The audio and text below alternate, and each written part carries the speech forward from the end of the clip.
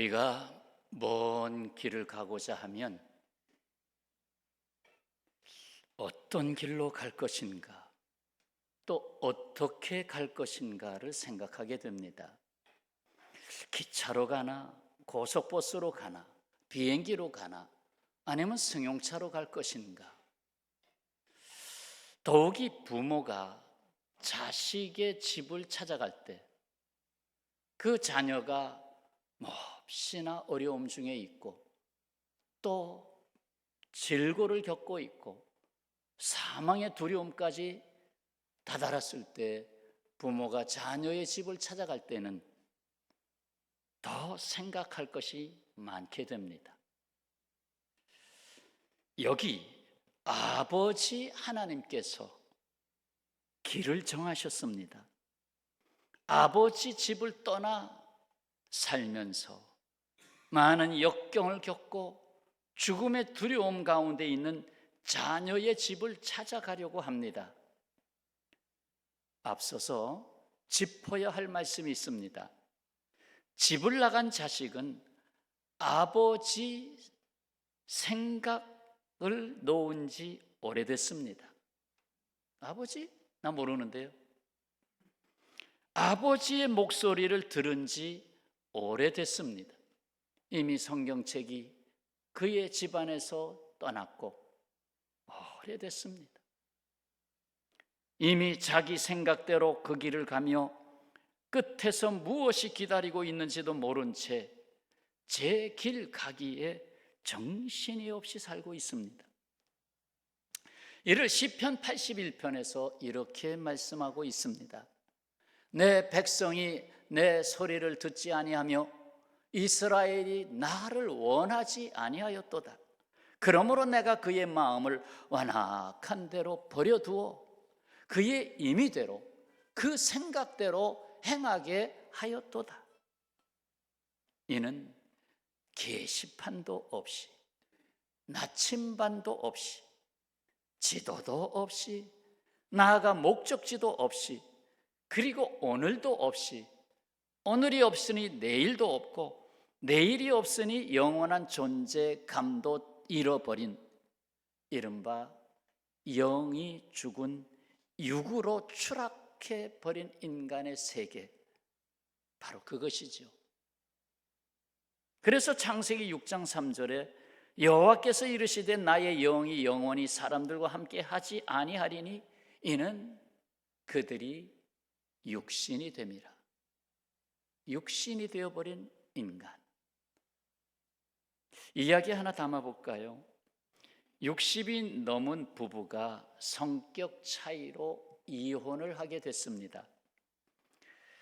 성격 차이로 이혼한 그 부부는 이혼하는 날, 이혼 서류를 마무리한 그날 이혼 처리를 부탁받았던 변호사와 함께 마지막 식사를 나누게 됩니다.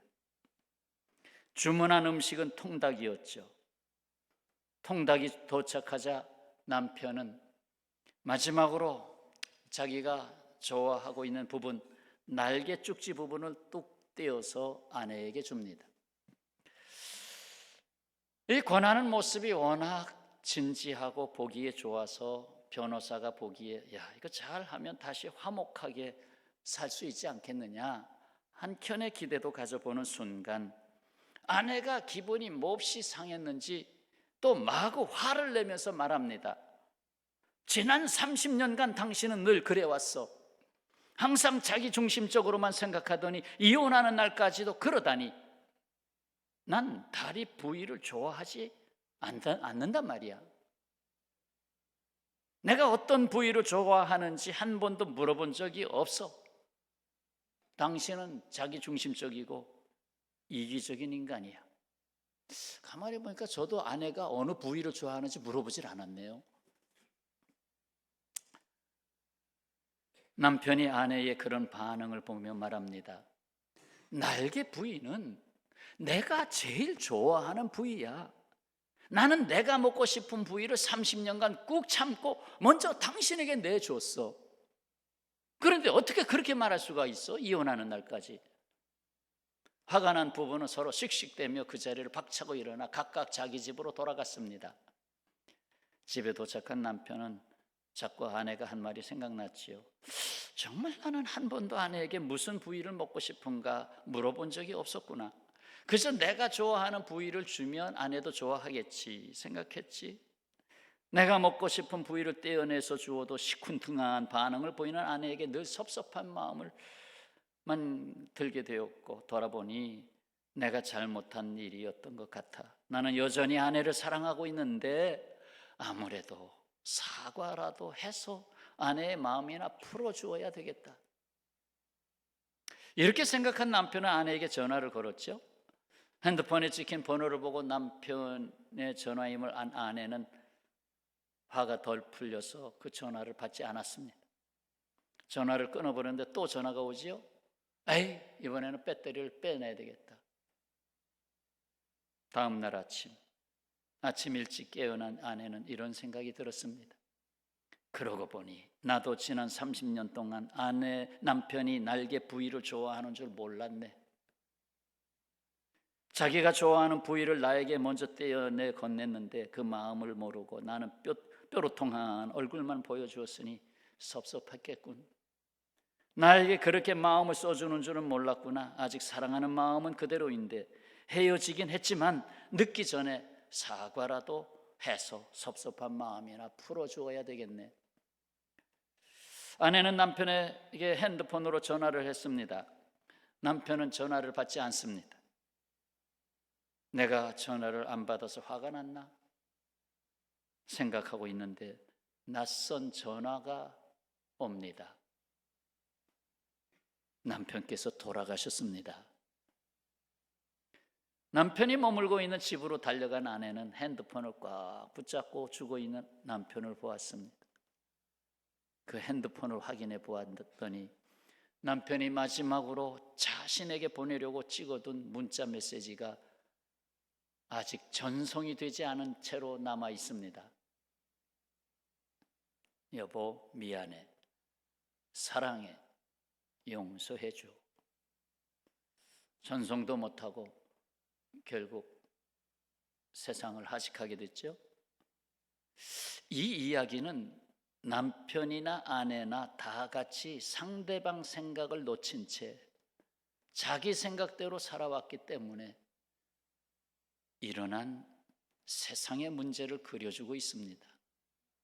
결국 인간 스스로가 해결하지 못하는 삶과 죽음에 이르는 병을 앓고 있는 세상을 말하고 있습니다.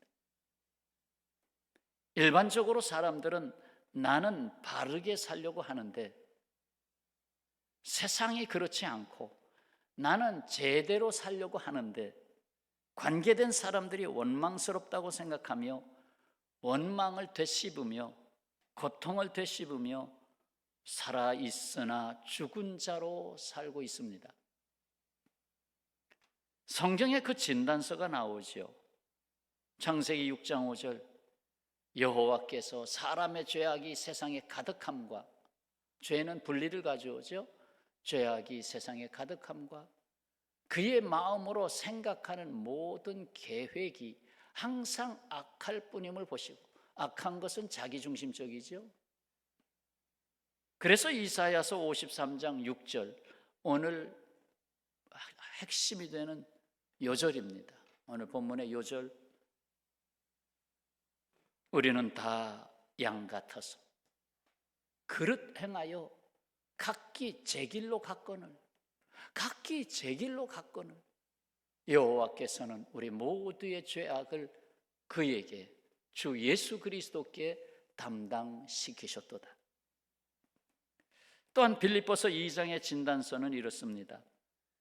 이는 너희가 흠이 없고 순전하여 어그러지고 거스리는 세대 가운데서 하나님의 흠 없는 자녀로 세상에서 그들 가운데 빛들로 나타내며 먼저 세상을 진단했죠. 세번역 성경으로 다시 담아봅니다. 그리하여 여러분은 흠이 없고 순전해져서 순결해져서 구부러지고 뒤틀린 세대 가운데서 하나님의 흠 없는 자녀가 되어야 합니다. 그리하면 여러분은 이 세상에서 빛과 같이 빛날 것입니다. 아멘. 이 세상이 어떻다고 진단한 겁니까? 흠 없는 사람이 없습니다. 순전한 사람이 없습니다. 구부러진 세상에 사로잡혀 있습니다. 그럼에도 자기 생각대로 제 길이 옳다고 여기고 버티고 있습니다. 그러기에 서로 맞지 않는, 나사가 서로 맞지 않는 것처럼 뒤틀어진 모습으로 부딪히며 고통하고 있습니다. 어둠이 깊은 감옥의 주인으로 살고 있습니다. 어둠이라 이름진 감옥에서 살고 있습니다. 이런 세상에, 이런 인생을 구원하시려고 주 예수께서 오셨습니다. 어떤 길로 오셔야 하겠습니까? 프랑스 혁명 1789년에 일어났을 때 그 혁명이 일어나도록 국민의 삶을 외면한 프랑스 왕 루이 16세가 있잖아요. 더욱이 왕비 마리 앙투아네트는 먹을 것이 없다고 부르짖고 있는 백성들의 말을 듣고는 뭐라고 말했는지 아십니까? 먹을 빵이 없으면 케이크를 먹으면 되잖아. 빵보다 케이크가 더 비싸죠. 당시 귀족층의 사치는 극에 달했고 백성의 고통을 헤아릴 수 없었습니다. 늘 왕실에 앉아 있는데 백성의 고통을 알 수가 없잖아요. 가끔가다 출퇴근 시간에 전철을 타봐야 아이고 이 지옥철이네, 숨도 쉴 수 없을 정도네. 그저 맨날 한가한 시간에 12시에 나갔다 들어오면 괜찮네. 그러나 그 어려운 출퇴근 시간을 가끔은 경험해 봐야 이렇게 고생하며 출퇴근하네. 그러나 여기 이 땅의 구세주 곧 메시아로 오신 예수께서는 어떤 길을 택하셨습니까? 왕관을 쓴 왕의 모습으로 오시지 않았습니다. 화려한 왕궁의 옥좌에 앉아서 호령하지도 않으셨습니다. 오히려 우리의 질고와 죄의 삭신 사망을 감당하려고 인간과 같이 육체를 입고 이 땅에 오셨습니다. 우리의 모든 것을 지고 가시려고 우리의 삶의 자리에 오셨습니다. 6절 말씀을 다시 새겨 담습니다. 우리는 다 양 같아서 그릇 행하여 각기 제 길로 갔거늘 여호와께서는 우리 모두의 죄악을 그에게 담당시키셨도다. 그렇습니다. 예수께서는 인격적으로나 정신적으로나 육체적으로나 사망과 고통을 모두 감당하셨습니다.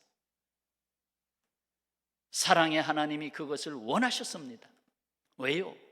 우리를 지으시고 이 세상에 보내신 사랑의 아버지이기 때문입니다. 우리가 하나님의 아들이요 딸이기 때문에 그렇습니다. 복음 찬송 주님 가신 길, 그 가사를 기억하지요.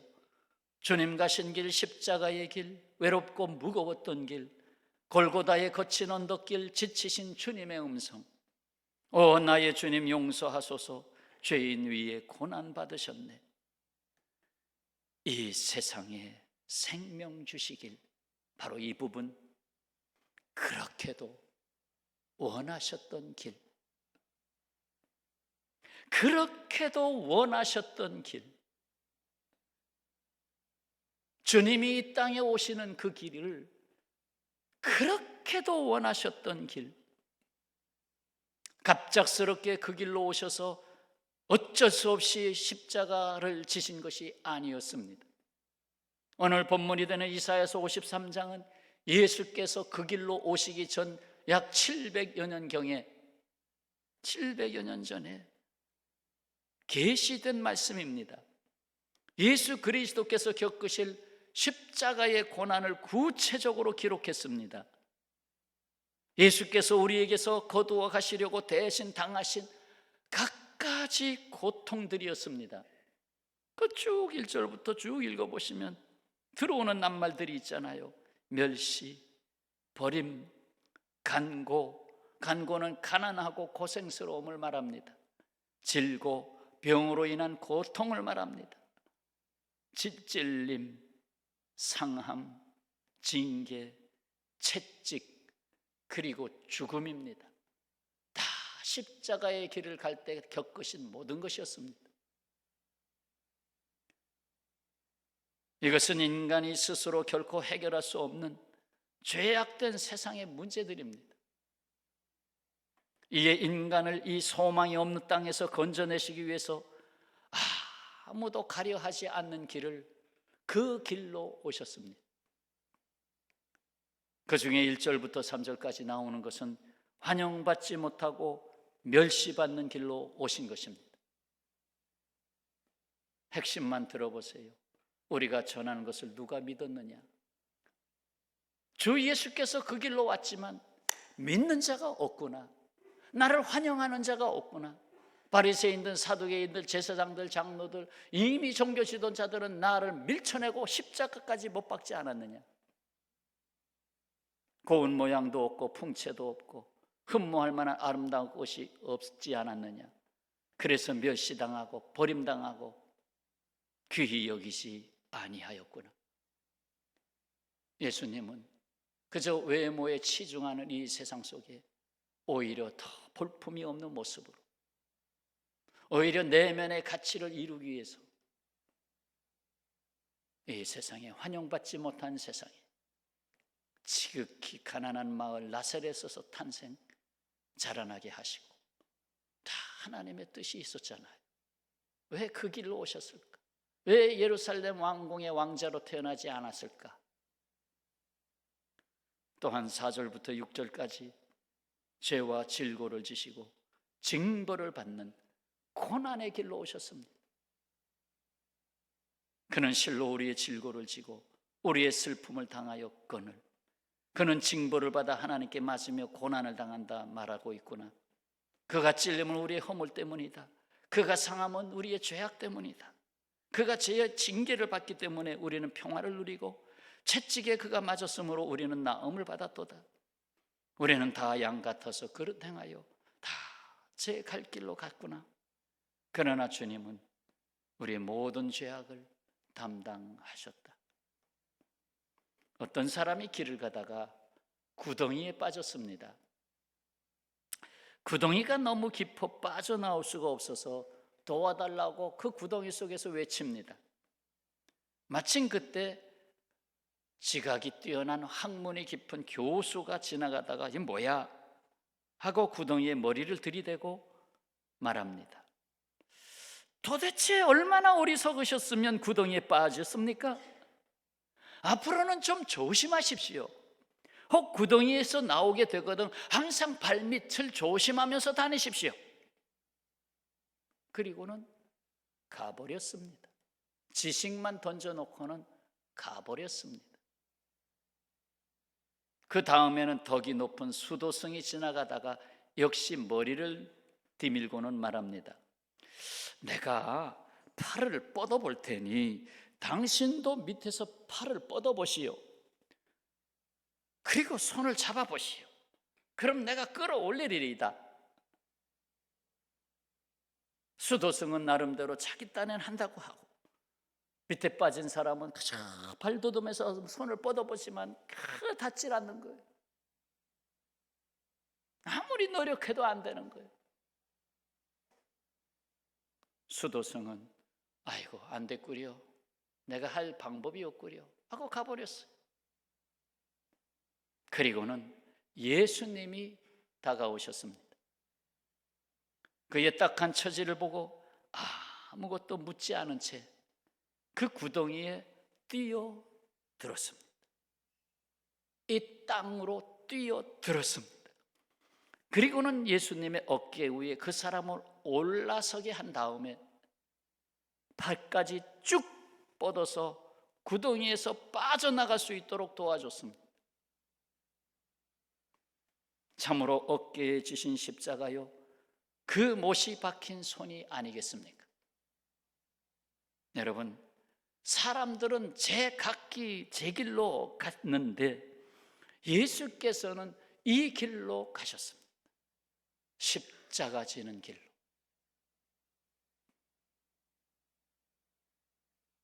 제 길로 가는 사람들은 다 할 말이 있다고 하면서 자기 말하기에 바빴습니다.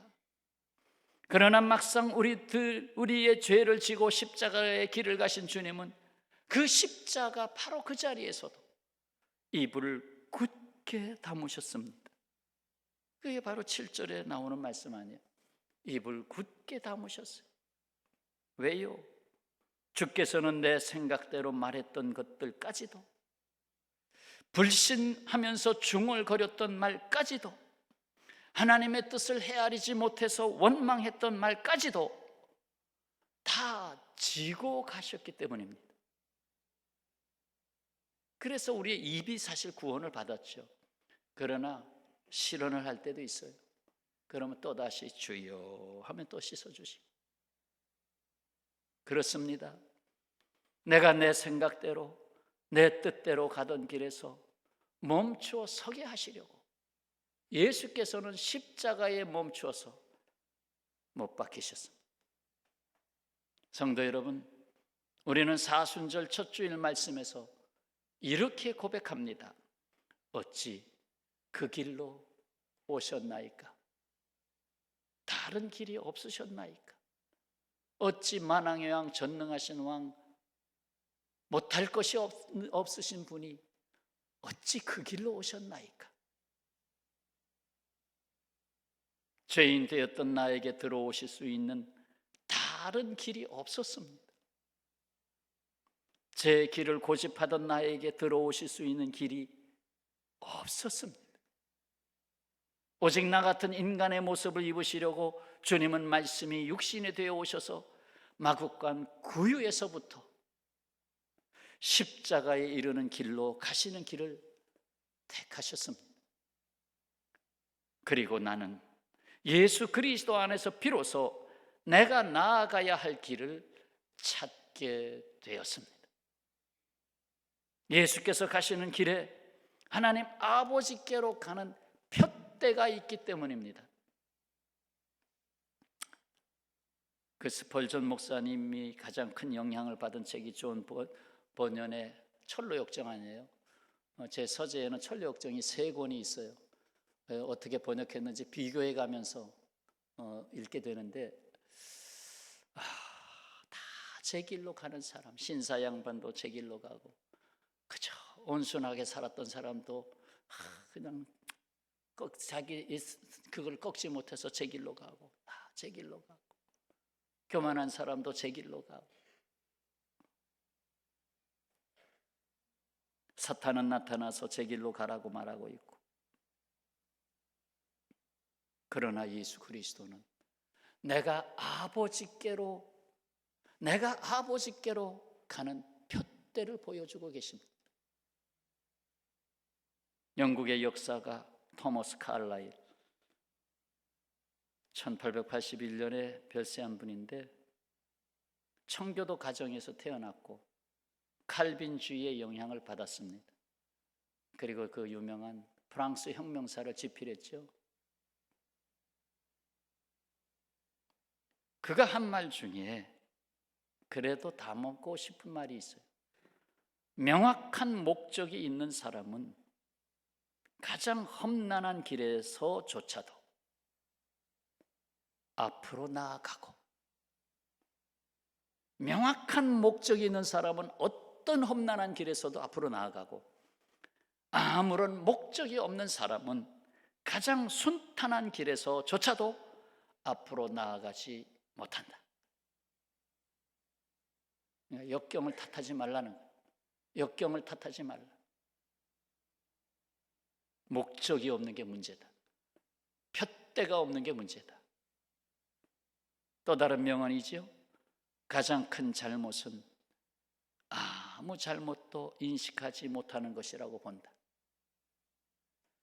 가장 큰 잘못은 나 잘못한 거 없어. 내가 왜 죄인이야? 내가 왜 교회 가서 주여 회개하나이다. 내가 왜 회개해? 내가 뭐 잘못했어? 자기가 잘못한 것을 모르는 것이 가장 큰 잘못이다. 사도 바울은 고린도 교회에 이 같은 말씀을 보냈습니다. 고린도후서 10장 5절 말씀. 하나님 아는 것을 대적하여 높아진 것을, 교만이죠, 다 무너뜨리고 모든 생각을 사로잡아 그리스도에게 복종하게 하니, 그리고 히브리서 3장 1절 우리의 생각에 초점을 전하죠. 그러므로 함께 하늘의 부르심을 받은 거룩한 형제들아, 우리가 믿는 도리의 사도이시며 대제사장이신 뭐죠? 예수를 깊이 생각하라. 예수를 깊이 생각하라. 우리의 생각에 너무 복잡한 게 많아가지고, 저도 생각이 많잖아요. 이것도 저것도. 제가 찬송하다 다른 줄로 넘어가는 거는, 아이고 저분이 저기 앉아있네, 그 생각하다 넘어가요. 다른 생각하지 말고 오직 찬송과 가사에만 집중해야 되는데, 아이고 야, 이거 지금 저분이 지금 어디가 안 좋은가, 표정이 안 좋네, 그러다가 다른 줄로 넘어가요.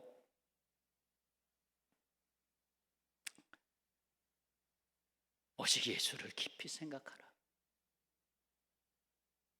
사랑하는 성도 여러분, 오늘 들은 말씀입니다. 주 예수께서는 환영받지 못하고 멸시받는 길로 오셨습니다.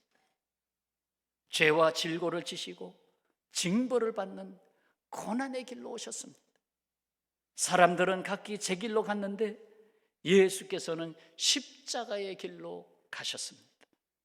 내가 내 생각대로 내 뜻대로 가던 길에서 멈추어 서게 하시려고 예수께서 십자가에 못 박히셨습니다. 죄인 되었던 나에게 들어오실 수 있는 다른 길이 없었습니다. 제 길을 고집하던 나에게 들어오실 수 있는 다른 길이 없었습니다. 우리는 사순절 첫 주일 말씀에서 이렇게 고백합니다. 어찌 그 길로 오셨나이까? 어찌 그 길로 내게 들어오셨나이까 하는 말이죠.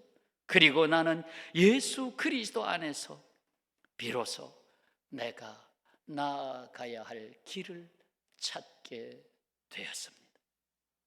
아멘. 기도하겠습니다.